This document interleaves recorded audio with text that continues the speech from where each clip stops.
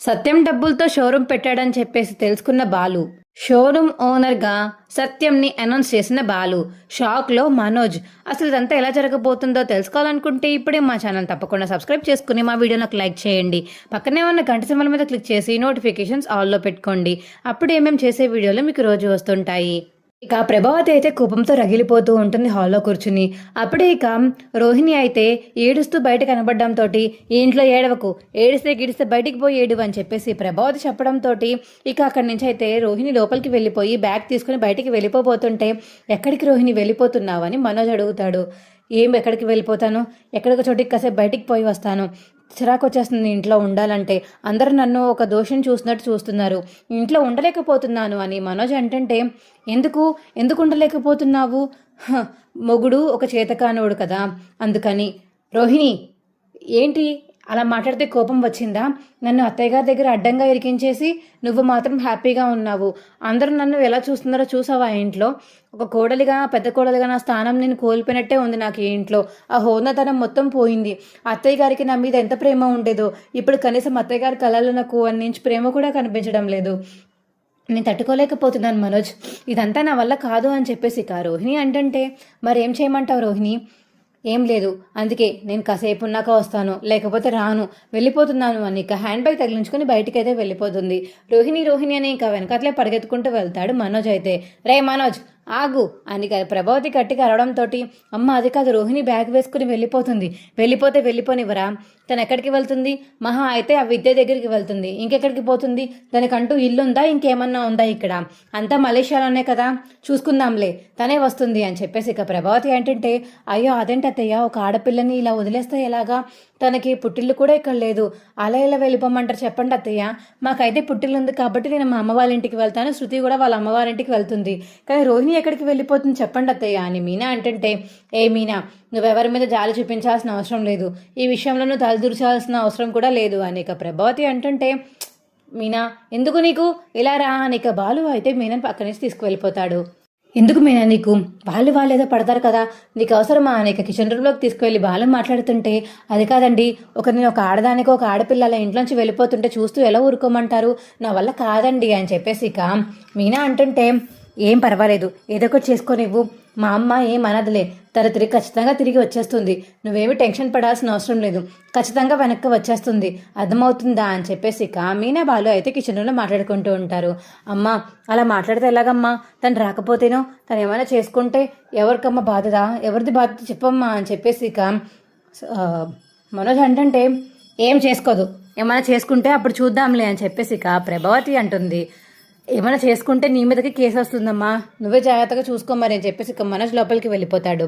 అంత సీనియం లేదు దానికి, అంతలా ఆత్మహత్య చేసుకునేది అయితే ఎప్పుడో చేసుకునేది, ఇప్పుడేంటి తనే తిరిగి ఇంటికి వస్తుంది అని ఇక మనసులో అయితే అనుకుంటుంది ప్రభావతి. ఇక రోహిణి అయితే బ్యాగ్ తీసుకుని ఇంకా వాళ్ళ అమ్మ వాళ్ళ ఇంటికి అయితే వెళ్తుంది. ఇక ఏంటమ్మా ఇలా వచ్చావు రోహిణి, లోపలికి రా అని చెప్పేసి సుగుణమ్మ పిలవడంతో అమ్మ అని చెప్పేసి ఇక పరిగెత్తుకుంటూ వెళ్ళి సుగుణమ్మని హక్ చేసుకుని ఏడుస్తూ ఉంటుంది. ఏమైందమ్మా, ఎందుకు ఏడుస్తున్నావు? అది కాదమ్మా, ఇలాగా డబ్బులు ఒకసారి వాళ్ళ మాజీలు ఎవరిచ్చింది, అది నేను ఇచ్చినట్టు అబద్ధాలు ఆడాను, ఇప్పుడు దొరికేసానమ్మా మా అత్తయ్యకి అని ఇక రోహిణి అయితే జరిగింది మొత్తం సుగుణమ్మకి చెప్పడంతో అది విన్న సుగుణమ్మ అయితే ఏంటమ్మా ఇది, అలా ఎలా దొరికిపోయావు, అయినా అంత పెద్ద అబద్ధాలు ఆడొచ్చా, 40 లక్షలు ఇచ్చానని, మలేషియా నుంచి వచ్చిందని అబద్ధాలు ఆడితే ఇగో ఇలాగే దొరికిపోతారమ్మా, డబ్బుల విషయంలో ఎప్పుడూ అబద్ధాలు ఆడకూడదు, చూసావా ఏం జరిగిందో అనేక సుగుణమ్మ అంటుంటే ఏంటమ్మా నా బాధ నీకు చెప్పుకుందామని మీ ఇంటికి వస్తే ఇక్కడ కూడా నా క్లాస్ పీక్తున్నాం, మా అత్తయ్య నన్ను ఎంతలా కొట్టారో నీకు తెలుసా, ఈ విషయం తెలిసినందుకు ఇంతలా కొడితే రేపొద్దున నేను డబ్బున్న అమ్మాయిని కాదని తెలిస్తే ఇంకెలా కొడతారు, అదీ కాక నాకు ముందే పెళ్ళయ్యి ఒక బాబు ఉన్నాడని తెలిస్తే ఇంక ఎలా చితక్కొడుతుందో భయం వేస్తుందమ్మా, ఇక నిజం ఎప్పటికీ చెప్పలేనేమో, చింటూని ఎప్పుడు నాతో ఉంచుకోలేనేమో అని చెప్పేసి ఇక రోహిణి అయితే సుగుణమ్మ దగ్గర బాధపడుతూ ఉంటుంది. ఆ మాటలు విన్న చింటూ అయితే అమ్మా ఏంటమ్మా, అయితే నేను నీతో ఎప్పటికీ ఉండలేనా, నీతో ఎప్పటికీ నేను కలిసి ఉండలేనా అని చింటూ అంటుంటే అది కాదురా చింటూ, నేను మొత్తం నీ మాటలు విన్నానమ్మా, ఎవరో నిన్ను కొట్టారన్నావు, ఎవరు కొట్టారమ్మా, చెప్పమ్మా చెప్పు, నువ్వు నాతో ఉంచుకోలేవా, నన్ను తీసుకెళ్ళలేవా మీ ఇంటికి అని ఇక చింటూ అయితే బాధపడుతూ అడుగుతుంటే లేదురా కన్నా, నేను ఎక్కడికి తీసుకెళ్ళలేను, కానీ నేను చూడడానికి ప్రతి వారం వస్తాను కదా, అది సరేనా, నేను నీతోనే ఉంటాను, నువ్వంటే మా మమ్మీకి చాలా ఇష్టం రా, నిన్ను వదిలేసింది ఎక్కడికి వెళ్ళను అని చెప్పేసి ఇక రోహిణి చెప్పడంతో సరే సరే అమ్మా నువ్వేం బాధపడకు అని చెప్పేసి ఇక చింటూ అయితే లోపలికి వెళ్ళిపోతాడు. లోపలికి వెళ్ళి ఏడుస్తూ ఉంటాడు. అవా అనవసరంగా విన్నాడు వీడు.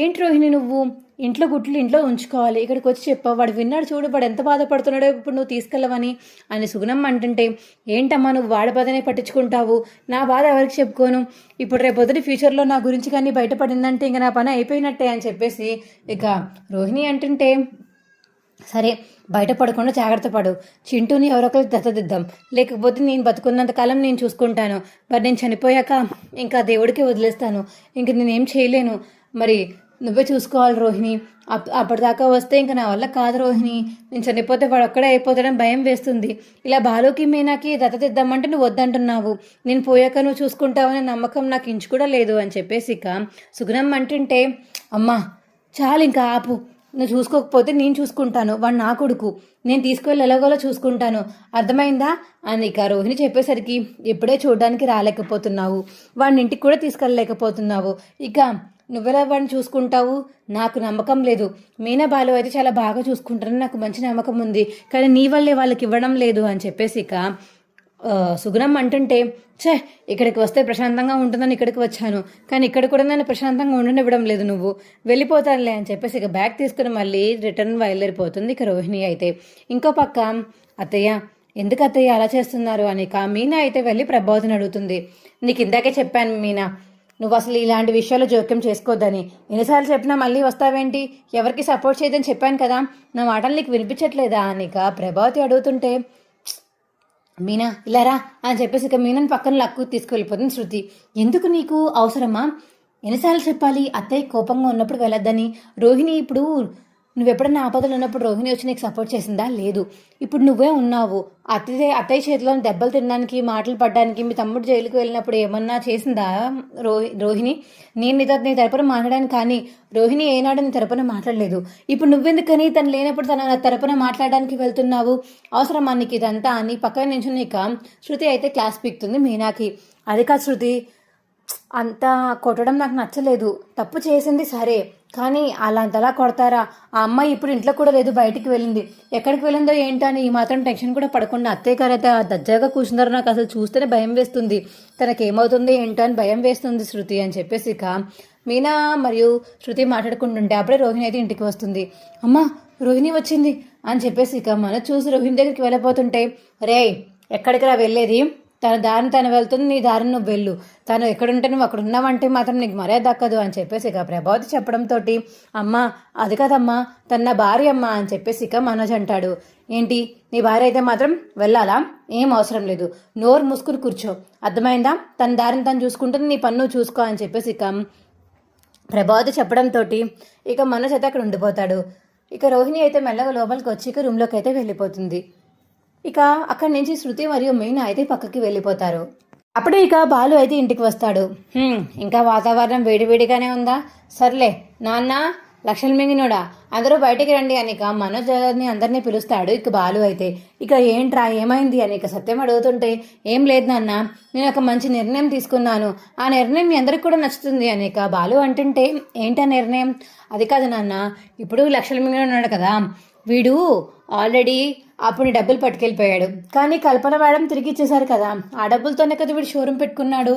అవును, ఇప్పుడు దానికి దీనికి సంబంధం ఏంట్రా అని సత్యం అంటుంటే, సంబంధం ఉంది నాన్న, ఇప్పుడు ఆ షోరూమ్ ఎవరిది, అప్పుడు లెక్క ప్రకారం నీ డబ్బులతో పెట్టుకున్నారు కాబట్టి ఆ షోరూమ్ నీదే కదా అని బాలు అనేసరికి ఇంట్లో అందరూ ఒకసారిగా షాక్ అయిపోతారు.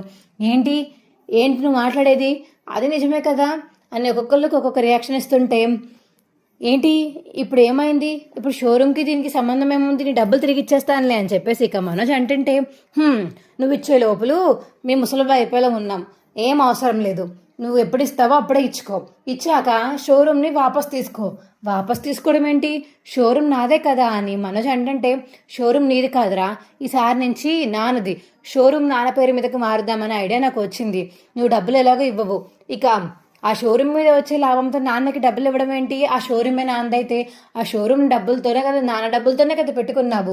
అప్పుడు ఆ షోరూమ్ నాన్న పేరు మీద రాసేస్తే ఇంక నువ్వు డబ్బులు తిరిగి ఇవ్వాల్సిన అవసరం లేదు కదా. ఆ షోరూమ్ ఎంత పెట్టి కొన్నావో అంత నువ్వు డబ్బులు ఇచ్చినట్టు తీరిపోతుంది.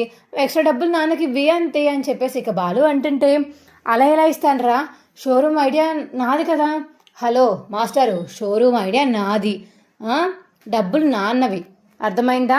అందులో నువ్వు చేసింది ఏంటంటే ఒక లాస్ పెట్టావు, మళ్ళీ ఒక ప్రాఫిట్ పెట్టావు, మళ్ళీ ఇప్పుడు 30 లక్షలు లాస్ పెట్టావు. నువ్వు ఎలా తీర్చుకుంటావో నాకు అనవసరం.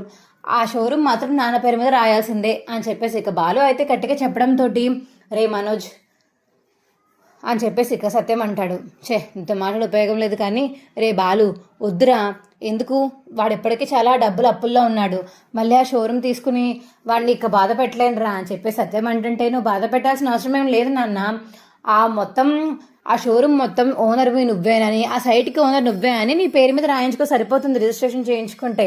దాని మీద ఇదిగో మనోజ్ అందులో పనిచేస్తాడు, పనిచేసి వచ్చిన లాభంలో 50-50 చేసుకుందరు. కానీ అదొక వ్యాపారం కదా నాన్న. ఇప్పుడు మీరే ఒకవేళ 40 లక్షలు బయట వడ్డీకి తిప్పితే ఎంత వచ్చేది? అలాగే ఇందులో 50% షేర్ మీరు తీసుకోండి, లాభం వస్తే 50% షేర్ వాడిని తీసుకోమనండి.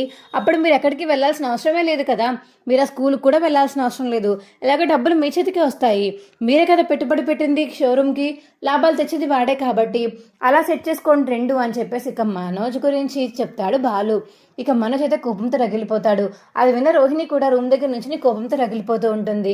అలా ఎలా కుదురుతుంది, అలా కుదరదు అని మనోజ్ అంటుంటే, సరేరా అయితే ఇప్పటికిప్పుడు నాన్న 40 లక్షలు నా 2 లక్షలు తీసుకొచ్చి ఇచ్చేయి, సరేనా, షోరూమ్ నీ పేరు మీద ఉంచేసుకో అని మనోజ్కి బాలు చెప్తుంటే, అదెలా అవుతుందిరా, ఇప్పటికిప్పుడు నాకు 40 లక్షలు ఎక్కడి నుంచి వస్తాయి అని మనోజ్ అంటుంటే, కదా నువ్వు ఇవ్వలేవు, నీ దగ్గర లేవు కూడా, నువ్వు ఎప్పటికీ ఇస్తావో కూడా తెలియదు కాబట్టి షోరూమ్ నాన్న పేరు మీద రాయాల్సిందే, అదే నా షరతు అని చెప్పేసి ఇక బాలు చెప్తాడు. సరే నాకు నచ్చింది అని రవి శృతి చెప్తుంటే, ఇక మీనా కూడా అవును బాగుంది, నిజంగానే ఐడియా ఏదో బాగుంది, డబ్బులు ఇవ్వకుండానే మావయ్య గారు ఎక్కడికి వెళ్ళకుండా మావయ్య గారి చేతికి డబ్బులు వస్తున్నాయి అంటే మావయ్య గారికి కూడా బాగుంటుంది కదా, మావయ్య గారు అప్పుడు ఇల్లు వదిలి బయటికి వెళ్ళాల్సిన అవసరం లేదు, ఎక్కడా స్ట్రెస్ పడి అందరి కింద పనిచేయాల్సిన అవసరం కూడా లేదు, చేతిలోకి డబ్బులు ఆటోమేటిక్గా నెల నెల లాభాలు వస్తాయి, 50% షేర్ అలా మావయ్య గారికి వస్తుంది కదా, ఇది బాగుందండి, మంచి ఐడియా వచ్చింది మీకు, మావయ్య గారిని ఎక్కడికి కష్టపెట్టకుండా ఉండేలా డబ్బులు వచ్చేలా మంచిగా చూసారండి, మీరు చాలా గ్రేట్ మీరు అని చెప్పేసి ఇక మీనా అయితే బాధను అంటుంటే, గ్రేట్ అయితే సరిపోతుందా, డబ్బులు ఇవ్వకపోతే ఉన్న షోరూమ్ని తీసేసుకుంటారా, లాగేసుకుంటారా అని చెప్పేసి ఇక మనోజ్ అంటుంటే, తీసుకోకపోతే ఏం చేయమంటావు, నువ్వు డబ్బులు ఎప్పుడు ఇస్తావో ఎవరికి తెలుసురా, అసలు ఈ ఎట్టి పరిస్థితుల్లోనూ షోరూమ్ రివర్స్లో నాన్నకి రాయాల్సిందే, ఇవ్వాల్సిందే, అర్థమైందా అని చెప్పేసి ఇక బాలు చెప్పడంతో, సరే అని చెప్పేసి ఇక మనోజ్ అయితే సైలెంట్గా ఉంటాడు. సరే అని చెప్పేసి సర్లే ఏం చేస్తామని చెప్పేసి ఇక ప్రభావతి సత్యం అయితే రూమ్లోకి వెళ్ళిపోతారు. అందరూ పడుకున్నాక ఇక మనోజ్ అయితే రోహిణితో మాట్లాడడానికి తన రూమ్లోకి వెళ్తాడు. ఏంటి మనోజ్ ఇలా వచ్చావు?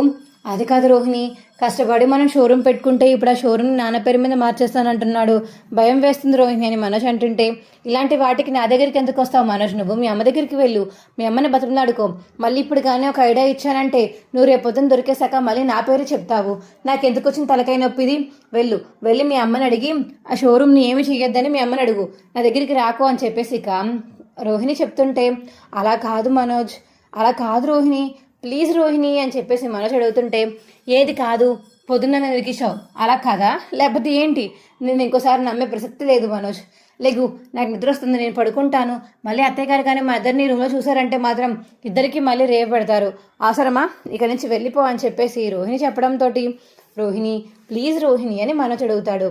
అబ్బాయి ఏంటి మనోజ్, నేనేం చేస్తాను, అత్తయ్య అసలు నా మాట వినే పొజిషన్లో కూడా లేరు కదా, అయినా జస్ట్ వాళ్ళు చెప్పాడంతే, మావయ్య సరే అని కానీ వెళ్ళిపోతాను షోరూమ్ కని కానీ మావయ్య ఏమీ మాట్లాడలేదు కాబట్టి మావయ్య ఒప్పుకోరు నాకు తెలిసినంత వరకు, ఎందుకంటే ఆ షోరూమ్ డెవలప్ చేసే మైండ్ నీకే ఉంది కదా అని రోహిణి అంటుంటే, మైండ్ నాకు ఉంది కాబట్టి నన్నే ఉంచుతున్నారు 50% షేర్ హోల్డర్గా, తర్వాత 50% లాభాలు వస్తాయి, అది నాకు నాన్నకి షేర్ చేసుకునేలా మాట్లాడాడు రాత్రి బాలుగాడు, ఇప్పుడు నాకు భయం వేస్తుంది, మళ్ళీ ఆ షోరూమ్ మొత్తం కావాలని నాన్న పేరు మీద రాయించేస్తాడేమో, ఆ షోరూమ్ మొత్తం తీసేసుకున్నాక నాకు ఇంకేమీ ఉండదని భయం వేస్తుంది రోహిణి.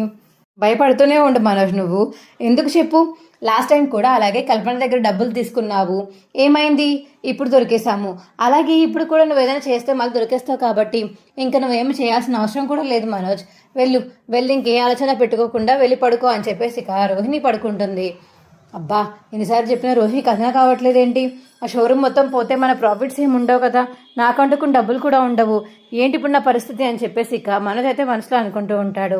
వెళ్ళి అమ్మని అడగాలి, అమ్మ ఏమన్నా సమాధానం చెప్తుందేమో, వెళ్ళి అడుగుదామని చెప్పేసి ఇక మనోజ్ అయితే ప్రభావతి రూమ్లోకి వెళ్ళి తలుపు కొడతాడు.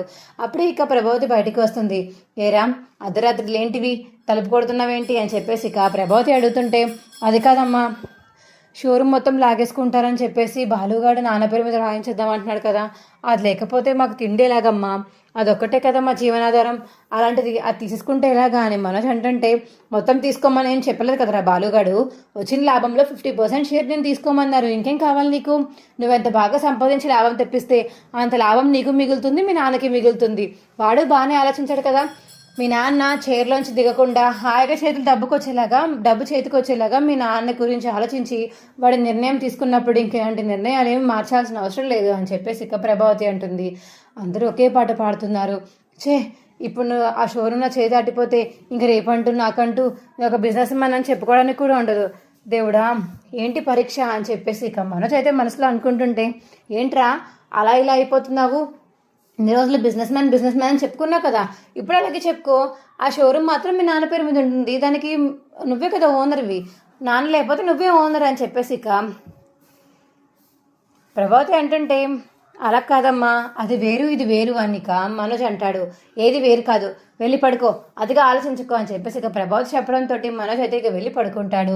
తర్వాత మార్నింగ్ ఇక అందరూ లేచి హ్యాపీగా రెడీ అయ్యి చీరలు కట్టుకుని ఇక షోరూమ్కి అయితే బయలుదేరుతారు. షోరూంలో ఉన్న స్టాఫ్ అయితే ఒకసారి వీళ్ళందరినీ చూసి, ఏమైంది ఇవాళ ఎంతమంది వస్తున్నారు, ఇవాళ షూటింగ్ కూడా లేదే, ఏంటి ఇలా వస్తున్నారు అని చెప్పేసి ఇక స్టాఫ్ అంతా చూసి అనుకుంటారు. అప్పుడే ఇక బాలు అయితే సత్యంని తీసుకెళ్ళి ఇక మనోజ్ చైర్లో కూర్చోబెడతాడు. అది చూసిన మనోజ్ అయితే ఒకసారిగా కుళ్ళిపోయి ఇక అలా చూస్తూ ఉండిపోతాడు. రోహిణి కూడా అలా చూస్తూ ఉండిపోతుంది. నించోండి, దండలు మార్చుకోండి అని చెప్పేసి ఇక దండలు మార్చమని చెప్తాడు బాలు. ఇక ప్రభావతి అయితే సత్యం అయితే ప్రభావతికి దండలు వేసుకుని ఇక చైర్లో అయితే కూర్చుంటాడు సత్యం. ఇక సత్యం చైర్లో కూర్చోడం చూసి మురిసిపోతూ ఉంటుంది ప్రభావతి అయితే.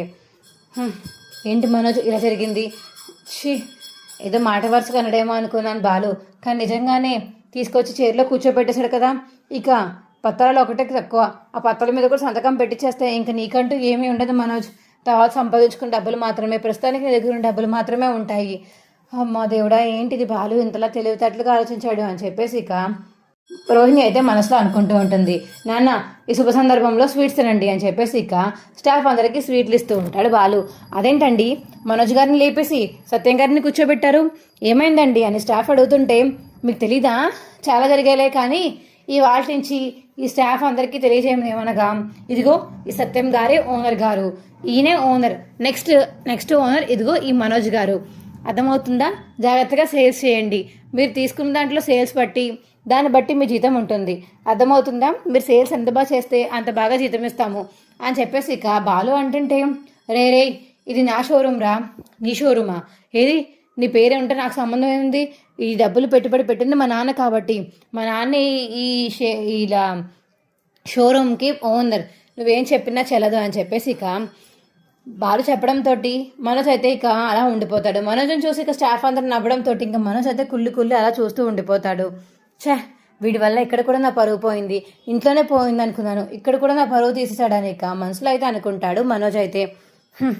ఇంకేమీ చేయలేం, అయిపోయింది, నా బతుకంతా అయిపోయింది, వీడు ఇక్కడే నా పరువు మొత్తం తీసేశాడు, ఇక నాకు షోరూమ్ అంటూ చెప్పుకోవడానికి, బిజినెస్ మ్యాన్ అంటూ చెప్పుకోవడానికి ఏమీ లేదు, ఎలాగైనా సరే మంచిగా డబ్బులు సంపాదించి ఇందులో ఉండి బయటికి వెళ్ళాక ఒక మంచి షోరూమ్ పెడతాను, అప్పుడు చెప్తాను వీళ్ళ సంగతి, ఈ షోరూమ్ ఎవరు చూసుకుంటారో నేను కూడా చూస్తాను అని ఇక మనోజ్ అయితే మనసులో అనుకుంటాడు. ఇక అనుకున్న పక్కకైతే వెళ్ళిపోతాడు.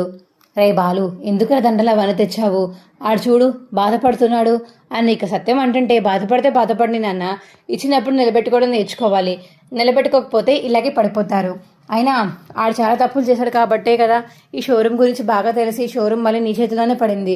వాడి చేతిలో ఉంటే కష్టంగా ఏదో లాస్ వస్తూనే ఉంటుంది. కాబట్టి నువ్వే చూసుకో నాన్న. నీకు బాలు అయితే స్వీట్ తినిపిస్తాడు సత్యంకి. మా వీడియో మీకు ఎలా అనిపించిందో కింద కామెంట్ సెక్షన్లో తెలియచేయండి. మా వీడియో కనుక నచ్చితే మా వీడియోని లైక్ చేసి తప్పకుండా మా ఛానల్ సబ్స్క్రైబ్ చేసుకుని పక్కనే ఉన్న గంట సింబల్ మీద క్లిక్ చేసి నోటిఫికేషన్స్ ఆల్లో పెట్టుకోండి. అప్పుడే మేము చేసే వీడియోలు మీకు రోజు వస్తుంటాయి. Bye friends.